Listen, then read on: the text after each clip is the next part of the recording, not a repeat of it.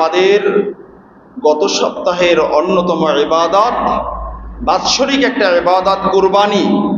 এটার অন্যতম একটা শিক্ষা হলো আমার জীবনের প্রিয় বস্তু, আমার জীবনের সবচেয়ে মহব্বতের জিনিস আল্লাহ তাআলার পথে ব্যয় করা, দান করা, কুরবানি করা। এটা হলো কুরবানির অন্যতম শিক্ষা। এই শিক্ষাটা আমরা কিভাবে পাই? আমরা যদি ইতিহাসের দিকে তাকাই, আমরা দেখতে পাবো যে এই কোরবানির হুকুমটা যখন প্রথম হয়েছিল বাবা আদম আলাইহিসসালামের সময়ে, তখন দুই ভাই হাবিল এবং কাবিল দুইজনকেই কোরবানি করার কথা বলা হয়েছিল। এই দুইজনের মাঝে একজনে কোরবানি করেছিলেন আল্লাহর সন্তুষ্টির জন্য, আরেকজনে কোরবানি করেছিলেন না করলেই না, কোনো মতে দায় সারা। হাবিল তিনি যখন শুনতে পেলেন যে আল্লাহ তাআলা কোরবানি করার জন্য বলেছেন, তিনি কোরবানি করেছিলেন তার চোখে দেখা সবচেয়ে হৃষ্টপুষ্ট একটা শক্তিশালী একটা দুম্বা দিয়ে। আর কাবিল সে কোরবানি করেছিল, বিভিন্ন বর্ণনা পাওয়া যায়। একটা বর্ণনা এরকম পাওয়া যায় যে সে কোনো পশু দিয়ে কোরবানি করে নাই, সে কোরবানি করেছিল কতগুলা তরি তরকারি দিয়ে, বিভিন্ন ফল ফলাতে দিয়ে, মানে কোনো মতে কোরবানি একটা করছে আর কি, এত ভালো কিছু দিয়ে কোরবানি করে নাই। এখন আল্লাহ রাব্বুল আলামিন জানিয়েছেন, আল্লাহ রাব্বুল আলামিন এই কোরবানিটা কবুল করে নিয়েছেন যিনি মুত্তাকি তার পক্ষ থেকে। অর্থাৎ হাবিল কোরবানি করেছিলেন আল্লাহ তাআলা সন্তুষ্টির জন্য, আল্লাহ সুবহানাহু ওয়া তাআলা তার কোরবানিটাকেই কবুল করে নিয়েছেন। বলুন না সুবহানাল্লাহ। এই যে কোরবানি কবুল করা, আমরা অনেকেই বলি যে কোরবানি কবুলের তখন আলামত ছিল যে আগুন এসে জ্বালিয়ে দিত। যার কোরবানি কবুল হবে তার কোরবানির ওই বস্তুটা আগুন এসে জ্বালিয়ে দিত। কিন্তু মুফাসসিরিন কিরামগণ এখানে একটা চমৎকার মত পেশ করেছেন যে আগুন এসে জ্বালিয়ে দিয়েছিল হাবিলের কোরবানির পশুকে। আসলে ব্যাপারটা কিন্তু এরকম ছিল না। মানুষ দেখতে পেয়েছিল আকাশ থেকে আগুন এসেছে, কিন্তু ওইটা ছিল আল্লাহ রাব্বুল আলামিনের পক্ষ থেকে আলোর একটা প্যাকেট।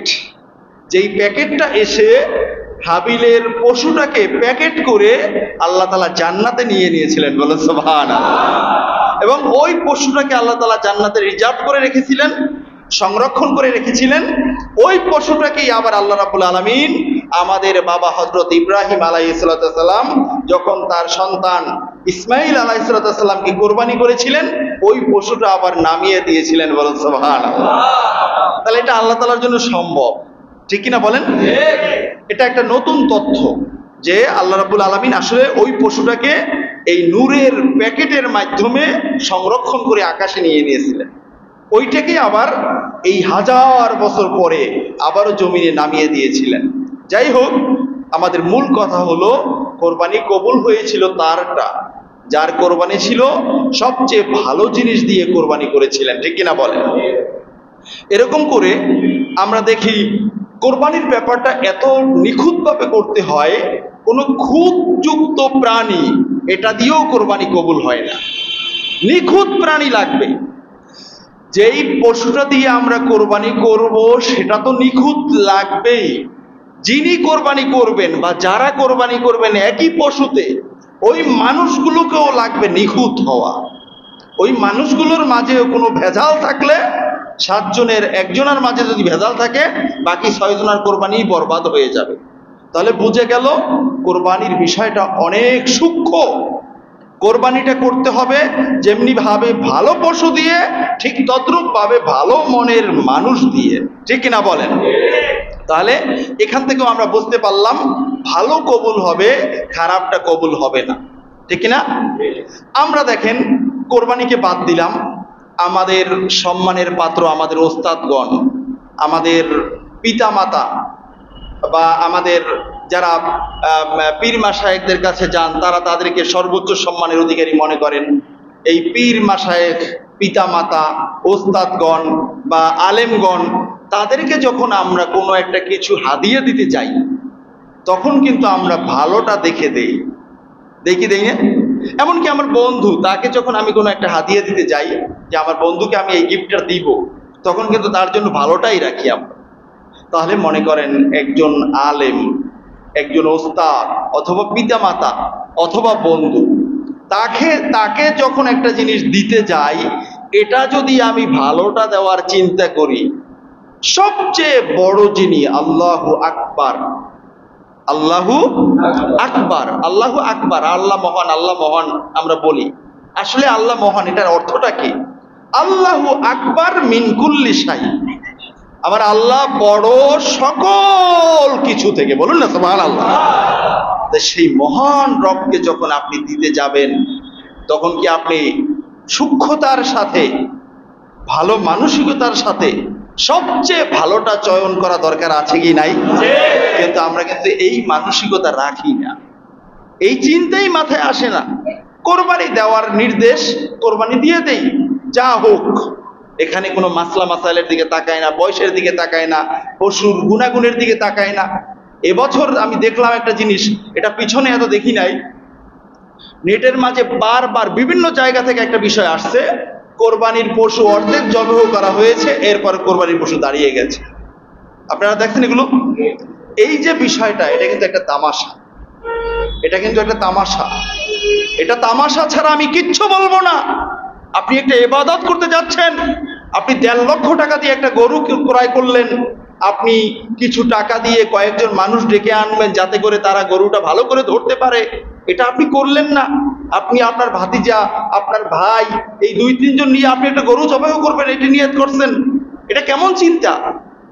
এরপরে আবার যে ছুরিটা দিয়ে জবাই করবেন, এটা যদি অনেক ধারালো হয়, অল্প অল্প আঘাতে, মানে কি বলে, অল্প পরিমাণ চাপ দিলেই এটা ঢুকে যায়।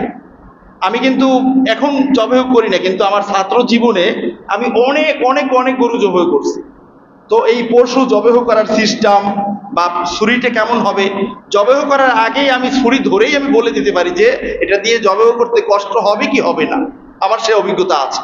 তো আমি দেখছি যে এই ছুরিটা ধারালো হয়, ওখানে পোষ এত বেশি লাগে না এবং শক্তিও বেশি লাগে না। কোরবানির সময়ে গরু জবাই করতে করতে আমি দেখছি এই হাতে দাগ হয়ে গেছে, ফোস্কা পড়ে গেছে। পরে তার ছুরিটা নিয়ে দেখলাম যে আসলে তার ছুরিতে ধার ওই রকম নাই। আপনি জবাই করবেন, আপনার ছুরিটা ধারালো লাগবে, আপনার লোকজন লাগবে যারা এটাকে ধরতে পারে। এখন এটা আপনি করবেন না, এটাকে আপনি একটা তামাশার ছলে আপনি নিয়ে নিয়েছেন। গরু জবাই অর্ধেক হয়েছে, এটা দাঁড়িয়ে গেছে, এখন আপনারাও পশুর মতো দাঁড়িয়ে দাঁড়িয়ে দেখতেছেন আর সেলফি তুলতেছেন, এরপরে ছবি তুলে তুলে ছাড়তেছেন। তার মানিটা কি? এটাকে কি আপনি ইবাদত মনে করেন না? এটা কি কোনো গুরুত্ব দিলেন না? আপনি একটা গরুর অর্ধেক কেটে, গলা কেটে আপনি দাঁড় করিয়ে তার ছবি তোলেন, আপনার একটা আঙ্গুল কেটে রক্ত কেমনে পড়ে, আমি তাহলে আপনার ছবিটা তুলে ফেসবুকে ছাড়ি, দেখেন কেমন লাগে।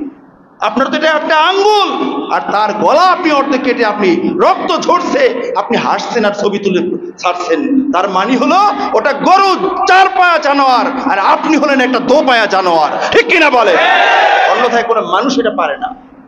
আপনারা এটা স্বাভাবিকভাবে নেবেন না, এটা কোনো স্বাভাবিক মানুষে পারে না। বন্ধুরা আমার, এজন্য সবকিছু লাগবে ভালোটা। আল্লাহর জন্য কোরবানি করছি আমি, এই কোরবানি আমাকে শিক্ষা দেয় আল্লাহর পথে দান করতে, ব্যয় করতে সবগুলো লাগবে ভালো। এখানে খারাপটা, মনে করেন এই যে জুমার দিনে আপনি বাক্সে টাকা দান করেন না, অনেক সময় দেখা গেছে এই বাক্সে এমন টাকা দান করে যেটা কোনো ব্যাংকে অথবা কোনো টাকা বা গুলিস্তানে যে ছিঁড়া টাকা বিক্রি হয় না, ওদের কাছে গেলে ওরা কিনতে দ্বিধাবোধ করবে। ওদের কাছে গেলেও ওরা কিনতে দ্বিধাবোধ করবে যে এটা যে আমি কিনবো, এটা দিয়ে কি হবে। কষ্টে এপাশেও মারছে, ওপাশেও মারছে, টাকার অর্ধেক নাম্বারই নাই, মাঝখান দিয়ে কাইটা টাকা শর্ট করে জোড়াইয়া দিয়া মসজিদে দান করে দিচ্ছে। আপনি সওয়াব কামাইছেন, বরং আপনার মনের ভিতরে যদি কুটিলতা থাকে, এই টাকা দান করার কারণে আপনার ইমানের উপর আঘাত আসবে, কোনো সন্দেহ নাই। তার মানে আপনার মতো একজন 2 নাম্বার মানুষ আল্লাহর ঘরে এসে, আল্লাহর ঘরে আপনি টাকা দান করতেছেন, সেখানেও আপনি 2 নাম্বারই করতেছেন, ছিঁড়া টাকাটা বেছে বেছে আপনি দান করতেছেন। বরং এখানে আপনার কোরবানি আপনাকে শিক্ষা দেয়, আপনি দান করবেন, আপনি 10 টাকা দান করবেন, মনে করেন আপনি পকেট থেকে টাকা উঠাইলেন, উঠে দেখতেছেন যে আমার কাছে 10 টাকার নোট অনেক কয়েকটা আছে, আপনি আল্লাহর জন্য যেহেতু দান করবেন, এখন আপনাকে চয়ন করা উচিত যে আমার এই নোটগুলোর ভিতরে ভালো নোট কোনটা। হ্যাঁ, পুরান নোট যেটা ছিঁড়া না ওটারও যে দাম, নতুন নোট যেটা ওটারও একই দাম। তারপরও আপনার মনের বিচার, এটা আমার আল্লাহ জানবেন। আমি দান করব মসজিদে, আমি ভালোটা দান করব, ঠিক কিনা বলেন? এই চিন্তা চেতনা কিন্তু আমাদের অনেকের থাকে না। ছিঁড়া টাকাটা ভিখারিকে দেয়। আমি ওই দিন বাসে আসতেছি, এক লোকে আমার পাশেই বসা, পাশে বলতে আমি এই পাশে বসা, ওই অন্য সাইডের আমার পাশে বসা। এখন ওই ভিখারি আসছে, ভিখারি আসার পরে যখন ভিক্ষা চাইলো তার কাছে, তখন সে পকেট থেকে বের কইরা 100 টাকার একটা নোট বের করছে। বের করে বলতেছে, বাবা দেখো এটা চলবে, চললে তুমি আমাকে 50 টাকা দাও আর 50 টাকা তুমি নাও। এখন লোকটা অনেকক্ষণ দাঁড়াইয়া টাকাটা চেক করতেছে বিভিন্ন ভাবে। কতক্ষণ পরে বলছে, না ভাই এটা আমি চালাইতে পারবো না, আপনি নিয়ে নেন। পরে লোকটা আবার হাতে নিয়ে আসছে, নিয়ে আইসা বলতেছে কি, না এটা তো ছিঁড়া ঠিক আছে কিন্তু চলবে, তুমি আমাকে 50 টাকা দাও আর 50 টাকা তুমি নিয়ে যাও, পুরা নোটটা তুমি নিয়ে যাও। পরে ওই লোকটা নিলই না, না নিয়ে যখন চলে যাওয়া শুরু করছে তখন আবার ডাকছে, এই শোনো শোনো, যদি এমনি দিয়ে দিই 50 টাকা আমাকে দেওয়া লাগবে না, ফুল নোটটা তোমাকে দিয়ে দিই, তাহলে কি তুমি নেবা? পরে দেন।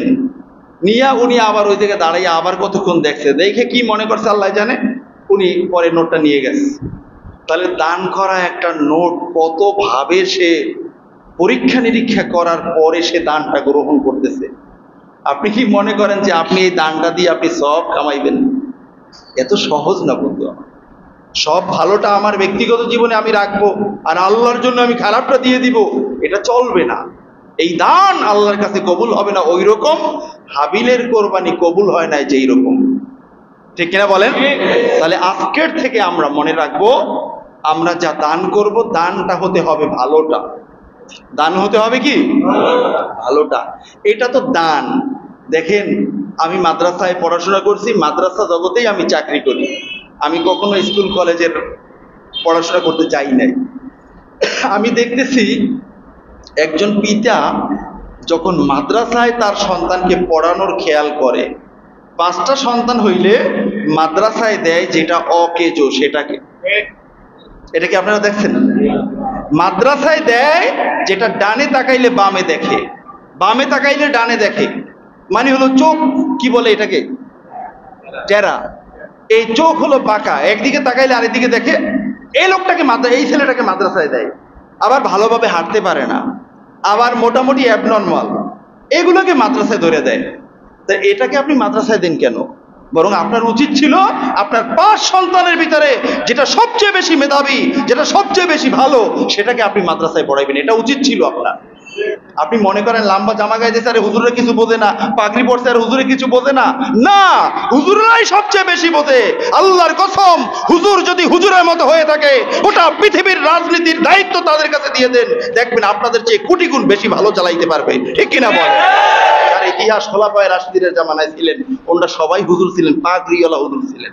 ওনাদের পাগড়ি থাকতো, হাতে তাসবিহ থাকতো, প্রয়োজনে আবার হাতে তরবারি ধারণ করতো, ঠিক কিনা বলে? বাবা শাহজালাল রহমাতুল্লাহ তাআলা এখনো শুয়ে আছেন সিলেটে, প্রমাণ। আপনি কি মনে করেন মাদ্রাসায় মেধা লাগে না? কোনো মতে আল্লাহ তাআলা সূরা পড়েই দোয়া দরুদ পড়ে খাইবে, এটা মনে করেন? না, সূরা ফাতিহা যদি আপনি তাফসীর করতে শিখেন, তাফসিরে কাবিরের মাঝে এসেছে, আল্লামা ফখরুদ্দিন রাজি রাহিমাহুল্লাহ তাআলা বলেছেন, সূরা ফাতিহার তাফসীর যদি করা হয় 10,000 খণ্ড হবে। বলুন আল্লাহু আকবার। আপনি সেই ইলম শিখতে দিয়েছেন, এত ব্যাপক, এত বড়, এত মারাত্মক ইলম শিখতে দিয়েছেন আপনার অ্যাবনর্মাল সন্তানকে, আপনি কি চিন্তা করলেন? এই কারণেই এই সন্তান দিয়ে আপনার কবরে কিছু হবে না। আপনার নিয়ত খারাপ। আপনার নিয়ত খারাপ কি? চিন্তা করছেন এটার মেধা ভালো, এটাকে এই স্কুল কলেজে পড়াই, ভালো একটা কিছু হবে। আর এটা যেহেতু খারাপ, এটাকে মাদ্রাসায় পড়াই, দোয়া দরুদ পইরা, ফুটু দিয়া, জারফুক কইরা, তাবিজ দিয়া খাইতে পারবে কোনো এক রকমের। তার মানে আপনার সূচনা নিয়তটাই আপনার খারাপ, ঠিক কিনা বলেন? এই জন্য আমি বুঝাইতে চাই যে ভালো জিনিসটা দান করতে হবে। মাদ্রাসায় আপনি সন্তানকে দিলেন, আপনার সন্তান, এটাও এক প্রকারের দান। আপনি এই দানটা করলেন, আপনার এই দানের মাধ্যমে আপনি যেমনি ভাবে উপকৃত হবেন, আপনার পরিবার, আপনার আত্মীয় স্বজন, আপনার প্রতিবেশী, সর্বোপরি গোটা বিশ্ব মানবতা তার দ্বারা উপকৃত হবে। ঠিক কিনা বলে? তার কারণ এটা হলো ইলমে ওহী। এই ইলমে ওহী আল্লাহ তাআলা জমিনে প্রেরণ করেছেন বিশ্ব মানবতার কল্যাণে। ইলমে ওহী যত শানিত হবে তত বেশি মানব জাতি কল্যাণের ভিতরে দাবিত হবে। কিন্তু আজকের ইলমে ওহীকে রাখছে পিছে, আর মানুষের বানানো তন্ত্র মন্ত্র এগুলো নিয়ে আসে সামনে। আর এই কারণে এই জাতির এত অধপতন। ঠিক কিনা বলেন? ওয়াজ করি, কোরআনে সব আছে, সব আছে, সব আছে, সব আছে বললে ভালো লাগে, কিন্তু সমাজের কথাটা যখন খুলে খুলে বলা হয় তখন সমাজপতিদের ভালো লাগে না। আছে কি নাই? যখন রাজনীতির কথা খুলে খুলে বলা হয় তখন নষ্ট ভ্রষ্ট দেশের সম্পদ লুণ্ঠনকারী রাজনীতিবিদদের ভালো লাগে না। ঠিক কিনা বলে? অথচ কোরআনে সবই আছে। এখন এরকম চর্চা করা হয় না বিধায় মনে করে কোরআন তো ফু দেবে, শুধু নামাজ পড়াইবে, শুধু প্রয়োজনে ভূত আসলে ভূত তাড়াইবে, এটা দিয়ে তাবিজ লেখা, এটাই কোরআন না। এটা কোরআন না। আপনার মতো মানব রূপী ভূত তাড়ানোর জন্য সমাজ থেকে এই কোরআন নাজিল হয়েছে। ঠিক কিনা বলে? এই কোরআন যেমনি ভাবে আত্মার শেফা, এই কোরআন তেমনি ভাবে মানুষের শারীরিক রোগেরও শেফা। এই কোরআন ঠিক তেমনি ভাবে সমাজ যখন নষ্ট হয়ে যাবে এই সমাজের জন্য শেফা হিসাবে কাজ করে। ঠিক কিনা বলে? কিন্তু সেই শেফা, সেই রোগ নির্ণয় করে কোরআন থেকে সেই চিকিৎসা, এটা অ্যাপ্লাই করতে হবে। বন্ধুরা আমার কথা ছিল যে আমরা ভালো জিনিসটা দান করতে হবে। এটা কোরআন, এটা হলো কোরবানির শিক্ষা। ঠিক কিনা বলেন? আপনার বাসায় মেহমান আসছে, মেহমান আসার পরে আপনি একটা ইলিশ মাছ রান্না করছেন। এখন মেহমানকে কি দিবেন? একজন মেহমান আসলে তাকে ইলিশ মাছের লেজটা দিয়ে দেবেন নাকি? ইলিশ মাছের লেজ খাইতে কি সুবিধা না অসুবিধা? হ্যাঁ, সবারই অসুবিধা। ও, আমি ভাবতাম যে আমারই অসুবিধা। বাসায় ইলিশ মাছ রান্না করলে লেজ এটা নিয়ে বিপদ হয়ে যায়, কারণ এর খাইতে সময় লাগে, এত সময় আমার নাই। অনেক সময় বাসায়ও পছন্দ করে না যে এটা দেরি লাগবো, তো দেখা গেছে এটা নিয়েই যত ঠেলা ঠেলি। এখন একজন মেহমান আসছে, যে ঠিক আছে আপনার তো কোনো কাজ নাই, আপনি লেজটাই খান। দেয় কেউ কি দেয়? তাহলে একজন মেহমান আসলে তাকে আপনি ইলিশ মাছের লেজ দেন না। ইলিশ মাছ বলে আমি বুঝাইছি আর কি, খারাপটা দেন না, আপনি তো ভালোটাই দেন। এমনকি পিঠা বানাইলেও একই ধরনের পিঠা, চেহারা কিন্তু কোনোটা ভালো কোনোটা খারাপ হয় না? তো মেহমানের সামনে যখন দেয় তখন বেছে বেছে ভালোটা দেয়, যে এটা দাও, এটা দাও, এটা দাও। ঠিক কিনা বলেন? তাহলে একজন মেহমানকে আপনি সম্মান করলেন, আর কোরবানির সময় আপনি আল্লাহকে কি দিলেন? আল্লাহকে কি দিলেন? কোরবানির সময় যেটা দিছেন, বেশি ভালো গরুর গোশত খাইতে পারবেন দেখে ভালো গরুটা কিনে আনছেন, এখানে আপনার স্বার্থ আছে। কিন্তু মসজিদে যে 10 টাকা দান করছেন সিরাটা, এখানে তো আপনার কোনো স্বার্থ নাই, এখানে সিরাটা দিয়ে আপনি ভাগছেন। ঠিক কিনা বলেন? ভিখারিকে যে দান করছেন 10 টাকা, ওখানে সিরাটা ভালোটা দিলে তো আপনার কোনো স্বার্থ নাই, ওখানে আপনি সিরাটাই দিয়েছেন, নাজুক টাকাটাই দিয়ে দিয়েছেন। এরকম হয় না? এটা কোরবানির শিক্ষা না। কোরবানি আপনাকে বলে আপনি যত জায়গায় আল্লাহর জন্য কাজ করবেন তত জায়গায় সর্বোত্তম পদ্ধতিতে সর্ব উন্নত জিনিস দিয়ে আপনাকে করতে হবে, তাহলেই আল্লাহ তাআলা সেটা কবুল করে নেবেন। বলুন না সুবহানাল্লাহ। এটাকে বলা হয় ইখলাস। এটাকে কি বলা হয়? ইখলাস। এই কারণে আমরা আজীবন শুনতেছি, ছোট ছোট পিচ্ছিরা পড়তেছে, আখলিস দীনাকা ইয়াকফিকাল আমালুল কলিল। তুমি তোমার নিয়তকে খাঁটি করো, অল্প আমল তোমার যথেষ্ট হবে। সামান্য কিছু আমল ইখলাসের সাথে হলে ওই আমল কিয়ামতের ময়দানে আল্লাহ সুবহানাহু ওয়া তাআলা আপনাকে পাহাড় সমান করে আপনাকে দান করবেন। বলুন না সুবহানাল্লাহ। এই কারণে হাদিসে আসছে, মিশকাতে হাদিসখানে আসছে, যে কোনো মানুষ যখন আল্লাহ তাআলার পথে খেজুরের একটা বিচি পরিমাণ সম্পদ ইখলাসের সাথে আল্লাহর পথে দান করে, তখন আল্লাহ সুবহানাহু ওয়া তাআলা ওই দানটা কুদরতি ভাবে নিজের হাতে তুলে নেন। বলুন না সুবহানাল্লাহ। হাতে তুলে নিয়ে কি করেন? ওটাকে খেজুরের বিচি পরিমাণ রাখেন না, ওটাকে পেলে পুষে বড় করে বিশাল আকৃতি ধারণ করে কিয়ামতের ময়দানে বান্দার আমল নামায় আল্লাহ তাআলা দান করে দিবেন। বলুন সুবহানাল্লাহ। তাহলে ইখলাসের সাথে হতে হবে। কোটি টাকা দান করেও কোনো সওয়াব পাবে না, এমনও হতে পারে। আবার 1 টাকা দান করে কোটি কোটি কোটি টাকার সওয়াব পাবেন, এমনও হতে পারে। জায়গা হলো কল, এটা বাড়বে না কমবে, পাবেন নাকি শেষ হয়ে যাবে, এটা নির্ণয় হবে আপনার কলবের উপরে ভিত্তি কইরা। বলুন না সুবহানাল্লাহ। তা আমাদের কলব আছে কি নাই? বুকে না হাঁটুতে? বুকে না হাঁটুতে? বড় বড় খতিবরা তো বলে এটা নাকি হাঁটুতে না মাথায়, কোথায় নাকি আছে। কলব হলো কোথায় বান্দার? বুকে। কলব বুকের এখানে, বাম স্তনের 2 আঙ্গুল নিচে, এটার নাম হলো কল। এখানে নির্ণয় হবে যে আপনার এখানে কি আছে। মানুষ যে কাজটা করুক না কেন, আগে হয় এখানে, তারপরে এটা বাস্তবায়ন হয় হাত পা মুখ মানুষের অঙ্গ প্রত্যঙ্গের মাধ্যমে। বন্ধুরা আমার, তাহলে কোরবানির অন্যতম শিক্ষা হলো জীবনের সবচেয়ে ভালো বস্তু আল্লাহর পথে দান করা। মনে রাখতে পারবেন না ইনশাআল্লাহ? এখন এই দান করলে কি ফায়দা? একখানা হাদিস আমি শুনাই, যে হাদিসখানে এসেছে পৃথিবী বিখ্যাত তাফসীর দুররে মানসুরের মাঝে আল্লামা জালালউদ্দিন সুয়ুতী রাহিমাহুল্লাহ তাআলা বলেছেন, ইস্তাফরিহু দহায়াকুম ফাইন্নাহা মাতায়াকুম আলাস সিরাত। রাসূলুল্লাহ সাল্লাল্লাহু আলাইহি ওয়াসাল্লাম ইরশাদ করেছেন, ওহে দুনিয়ার মানুষেরা, ইস্তাফরাহু দহায়াকুম, তোমরা তোমাদের কোরবানির বস্তুটা, কোরবানির পশুটাকে ভালো পশু হিসাবে গ্রহণ করো। ভালো পশুটাকে কোরবানির জন্য গ্রহণ করো, নিখুঁত পশুটাকে কোরবানির জন্য গ্রহণ করো। যেই পশুটা দেখতে ভালো সেটাকে তুমি কোরবানির জন্য গ্রহণ করো, যেই পশুটা শক্তিশালী সেটাকে তুমি কোরবানির জন্য গ্রহণ করো। তার কারণ হলো ফাইন্নাহা মাতায়াকুম আলাস সিরাত, কাল কিয়ামতের ময়দানে বান্দাকে পলসিরাতের উপর পলসিরাত পার করার জন্য কোরবানির পশু ব্যবহার করা হবে। কোরবানির পশুর পিঠে চড়ে বান্দা পলসিরাত পার হবে। সরাসরি হাদিস, মাতায়াকুম আলাস সিরাত, পলসিরাতের উপরে বাহন হবে কোরবানির পশু। বলুন না সুবহানাল্লাহ। তাফসীরে মাজহারির মাঝে চমৎকার একটা তথ্য বর্ণনা করা হয়েছে, যারা কোরবানি করে ইখলাসের সাথে, কিয়ামত যখন কায়েম হবে, সিংহায় যখন ফুৎকার দেওয়া হবে মানুষকে পুনরুত্থান হওয়ার জন্য, মানুষগুলো গোটা পৃথিবী থেকে পিপিলিকার মতো মাটি থেকে উপরে উঠে আসবে।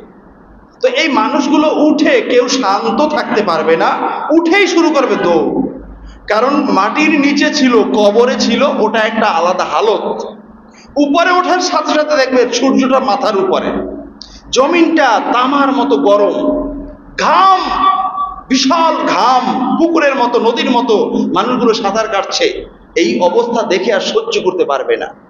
কিন্তু যারা ইখলাসের সাথে কোরবানি করবে, তারা সিংহায় ফুৎকার দেওয়ার সাথে সাথে মাথা উঁচু করবে, উঁচু করার সাথে সাথে সে দেখতে পাবে তার কবরের চারপাশে বেষ্টন করে কারা যেন দাঁড়িয়ে আছে। বলুন না সুবহানাল্লাহ। তাদের জবানে কথা হবে, বলবে, হ্যাঁ বান্দা ওঠো, তোমার জন্য আমরা অপেক্ষমান। তোমরা কারা?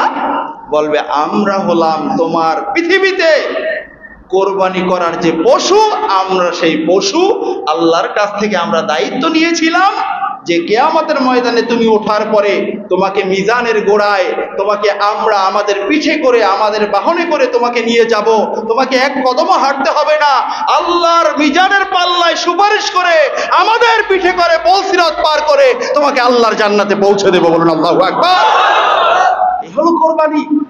সেই কোরবানি করার পরে একজন ভিখারি আসলো, একজন অভাবী আসলো, যে ভাই আমাকে কিছু গোশত দেন। আপনি তাকে ধাক্কা দিয়ে ফালাইয়ে দেন। মনে রাখবেন, ধাক্কা দিয়ে ফালাইছেন যেই পশুর জন্য, এই পশু আপনাকে কিয়ামতের ময়দানে ধাক্কা দিবে। কোরবানি এটা নিছক শুধুমাত্র গোশত খাওয়ার জন্য নয়, এটা একটা ইবাদত। নগদ প্রাপ্তির জন্য কোরবানি করে। আর এবছর দেখলাম আরেকটা জিনিস, কোরবানি অনেকেই করে নাই। সমর্থ থাকার পরেও আমার পরিচিত অনেকজন আমার এরকম আছে যারা কোরবানি করে নাই, বিভিন্ন অজুহাতে কোরবানি করে নাই। এটা মোটেই ঠিক না। কোরবানির এত ফজিলত, কোরবানি করছেন আপনি, গরু জবেহ করার পরে রক্ত প্রথম ফোঁটা জমিনে পড়ার আগে আপনার গুনাহ মাফ। এরপরে এই কোরবানির গোশত খাই আপনি হাড্ডিগুলো ফেলাইয়ে দিয়েছেন, হাড্ডির দিকে যাওয়ার আগে নারী বুড়ি, অনেক মানুষেরাই তো নারী বুড়িগুলো খায় না, এই যে গরুর কি বলে এটাকে, ভুড়ি, এইগুলো খায় না। এগুলাকে অন্য গরিব মানুষকে দিয়ে দেয়, গরিব মানুষেরা নিয়ে খায়। এখন ওরা নিয়ে করে কি, পুরাটারে রান্না করে? ওরা নিয়ে পরিষ্কার করে না? পরিষ্কার করতে গিয়ে যেটা ফালায়, ভিতরে বিশাল ঘাসের স্তূপ থাকে না? আল্লাহ রসুল বলছেন ওই ঘাসগুলো কোরবানির গোশত খাইয়া তুমি যে হাড্ডিটা ফেলে দিছো, ওই হাড্ডিগুলো তুমি যে গরুর পায়া নলা খাইতে গিয়ে গরুর নখগুলো গরম করে হোক, যেভাবে হোক পিটাইয়ে পিটাইয়ে ফালাই দিছে না গরুর নখগুলো, ওই নখগুলো সবগুলো আল্লাহর দরবারে জমা আছে। কিয়ামতের ময়দানে ওই কোরবানিকারী ব্যক্তির নেকের পাল্লায় সবগুলো উঠিয়ে দেওয়া হবে। বলুন না সুবহানাল্লাহ। এত বেশি ফজিলত, আপনি সেই কোরবানিকে নিয়ে নিজের ইচ্ছা মতো আপনি চলতে পারবেন না। এই কোরবানি আল্লাহ তাআলার দরবারে তাহলে কবুল হবে না। এখন আপনার এই শক্তিশালী পশুটা আপনাকে কিয়ামতের ময়দানে তার পিঠে করে আপনাকে আল্লাহর দরবারে নিয়ে যাবেন, আল্লাহর দরবার থেকে আপনাকে জান্নাতে পৌঁছে দেবেন। বলুন না সুবহানাল্লাহ। তাহলে কি শক্তিশালী পশু বাজারের সবচেয়ে ভালো পশু? যদি আপনাকে এটা দেওয়া হতো যে আপনি এমন একটা পশু ক্রয় করবেন, আপনাকে ক্রয় করে আনার পরে এখান থেকে আপনাকে ওই পিঠে উঠিয়ে দেওয়া হবে, এখান থেকে আপনি জান্নাতে চলে যাবেন, তাহলে কি আপনি গরু বাজারে গিয়ে কি দুর্বলটা কিনতেন নাকি সবচেয়ে শক্তিশালী যেটা ওইটা কিনতেন? শক্তিশালীটা কিনতেন না? এবছর বড় বড় মোটা গরুগুলো বিক্রি হয় নাই, অনেকে কান্নাকাটি করছে। এই কারণে পত্রিকায় আমি দেখছি অনেকের বড় বড় গরুগুলো বিক্রি হয় নাই। যারা এই বড় গরুগুলো বড় করছে তারাও এক ধাপ্পাবাজ। আমি কথা বলে যাই, যেহেতু এখানে তো গরুর ব্যবসা আপনি করেন না, যারা করে তারা, ঠিক কিনা বলেন? সুতরাং আপনাদের কি লাগবে? আপনাদের লাগার কোনো কারণ নাই। একটা গরু আপনি 6 মাস 1 বছর খাওয়াইয়া বড় কইরা এরপর আপনি এইটার দাম করছেন কত? 20 লাখ। আচ্ছা, এই 20 লাখ যদি আপনার এই গরুটার দাম হয়, গরুর গোশতের কেজি কত পড়বে? 1 কেজি গোশতের কেজি কত পড়বে? এত টাকা যদি হয় 1 কেজি গোশতের, তাহলে তুমি বেটা এই গরুটার এত দাম হাঁকাইলে কেন? তুমি এই গরুটাকে সার খাওয়াইয়া ইঞ্জেকশন দিয়া, এবছর আবার আরেকটা দেখলাম গরুর পেটে যখন এই নাড়ি বুড়ি পরিষ্কার করতে গেছে এর ভিতরে বের করছে কতগুলো বস্তা। আরে গরুতে বস্তা খাইলো কেমনে? গরুর পেটের ভিতরে পলিথিন ঢুকলো কেমনে? আরেক বেটা দেখলাম এত বেশি পানি খাওয়াইছে, গরুর নিঃশ্বাস করবে, ফুসফুস যে চলবে, পানির চাপে ফুসফুস পর্যন্ত বন্ধ হয়ে গেছে, গরু পড়ে মরে গেছে। এরকমেরই আল্লাহর শাস্তি দেওয়া উচিত, তাহলে ওরা শিক্ষা হইত। ঠিক কিনা বলেন? এখন গরুর পেটের ভিতরে বস্তা, গরুর পেটের ভিতরে পানি, অখাদ্য কুখাদ্য দিয়ে এটাকে বড় করে, এটার দাম 20 লাখ 25 লাখ, আবার এটার নাম দেয় মানুষের নাম। তাহলে আমরা মানুষ হয়ে আমাদের লাভটা কি হলো? আমরাও তো সেই জাফর ইকবালের বানর হয় ভালো ছিল, ঠিক কিনা বলেন? আমরা এই মানুষ হওয়ার দরকার ছিল না। বন্ধুরা আমার, সর্বস্তরে মানুষেরা অমানুষের কাজ করে, মানুষ হয়ে অমানুষের কাজ করে। একটা পশু এটার সাথে তামাশা শুরু করে, এটাকে বিভিন্নভাবে কষ্ট দেয়। বন্ধুরা আমার, আমি বলতেছিলাম যে কোরবানি দেয় নাই, কোরবানির এত দাম বিধায় আল্লাহ রসুল একটা রেড সিগন্যাল দিয়ে রাখছেন। আমি বলছিলাম কোরবানির আগের জুমায় আপনাদেরকে শুনেছিলাম যে আল্লাহ রসুল বলছেন যেই ব্যক্তির উপরে কোরবানি ওয়াজিব হলো এবং সে কোরবানি করলো না, ফালাম ইয়াহদুরান্না মুসাল্লানা, আল্লাহ রসুল বলছেন ওই লোকটা যেন ঈদগাহের কোরবানির নামাজ পড়ার জন্য মসজিদে যেখানে নামাজ হবে ওই ধারে কাছেও যেন না আসে। কারণ সে একটা ওয়াজিব ইবাদত বছরে একবার আসে, সেটা সে করতে পারলো না। সুতরাং তার মতো উম্মত নামাজ পড়ারও দরকার নাই, সে তার বিচার তার জিম্মাদার তার উপরে, তার জিম্মাদার আল্লাহ রসুলের উপরে না। তাহলে এত শক্ত কথা কেন বলা হলো? ফায়দাটা যেহেতু বেশি, মানুষেরা ভয়েও যাতে করে আল্লাহর উপরে ঈমান এনে আল্লাহর রসুলের মহব্বত অন্তঃকরণে নিয়ে যাতে করে কোরবানিটা করে, করার পরে পরকালে যাতে ফায়দা পায়। ঠিক কিনা বলেন? অনেক সময় দেখা গেছে যে এই কাজে ফায়দা বেশি, আমরা ওস্তাদরা আমরা বলি যে এটা যদি না করো দেখবা কঠিন শাস্তি দিব। এখন কঠিন শাস্তির কথা বললে ওদের মনের ভিতরে ভয় ঢুকাইয়া আমরা চাই সব ছাত্ররা যাতে এগুলো করে। ঠিক কিনা বলেন? তাহলে আল্লাহ রসুল সাল্লাল্লাহু আলাইহি ওয়াসাল্লাম চেয়েছিলেন যে আমার সব উম্মত যাদের উপরে কোরবানি ওয়াজিব তারা যেন কোরবানি করে, আর কোরবানি না করলে ঈদগাহের ধারে কাছেও তুমি যাইও না। এই অপমান, এই নির্দেশ, কঠোর নির্দেশ এই কারণে দেওয়া হয়েছে, কোরবানি যাদের উপর ওয়াজিব তারা যেন কেউ কোরবানি থেকে বিরত না থাকে। মরক্কোর মতো মুসলিম রাষ্ট্র কোরবানি নিষেধ করে ফেলল। তা কোরবানি নিষেধ করছো, পশু পাখি নাকি কম? তা এই কথা তো কয়েকদিন আগে ভারতের ওরা বলছিল। তা ওরা বলছিল, ওদের বিরুদ্ধে আমরা কথা বলেছিলাম, আজকের মুসলমানদের জবান থেকে সেই কথা কিভাবে বের হয়, ঠিক কিনা বলেন? তার মানে কি আল্লাহই ভালো জানে। মুসলমান দেখতে আসলে ভিতরটা অন্যরকম, ঠিক কিনা বলেন? একজন মুসলমান কখনো ইবাদত এইটা করলে ওইটা হবে, এইটা করলে ওইটা হবে এটা বলতে পারে না। কারণ আমি আল্লাহ আমাকে বানাইছেন, আল্লাহ যেটা বলছেন সেটা আমি করবো যেখানে গিয়ে ঠিকই, ঠিক কিনা বলেন? বুড়ি বুড়ি প্রমাণ রয়েছে। মুসা আলাইহিসসালামের প্রমাণ, হযরত আইয়ুব আলাইহিসসালামের প্রমাণ, আমাদের নবীর তো জীবনে অনেক প্রমাণ। কোনো পথ বলতে কিছু নাই, কিন্তু আল্লাহ নির্দেশ সামনে চলো, সামনেই চলছেন। পথ বের করে দিয়েছেন কে? আল্লাহ। সে আল্লাহ এখন আছেন না? বরং উম্মতের জন্য আল্লাহ রসুলের সময় যে সাহায্য আসতো তার চেয়ে বেশি সাহায্য বর্তমান সময়ে আসবে, যেহেতু আমাদের চোখের সামনে আমাদের নবীকে আমরা দেখতে পাই না, ঠিক কিনা বলেন? এই সাহায্য আসে, এটা বাস্তব, এর প্রমাণ অহরহ রয়েছে। আল্লাহ সুবহানাহু ওয়া তাআলা আজকের এই আলোচনা থেকে আমাদের একটা শিক্ষা পাইলাম যে আমাদের জীবনে আল্লাহর জন্য যেটা করব, যেটা দান করব, এটা যেন সর্বোত্তম পদ্ধতিতে হয়। যেটা দান করব সে দানটা যেন আমার সবচেয়ে প্রিয় বস্তু থেকে হয়। কথা কি বুঝতে পারছেন? আল্লাহ সুবহানাহু ওয়া তাআলা আমাদের সকলকে কবুল করুন, আমিন।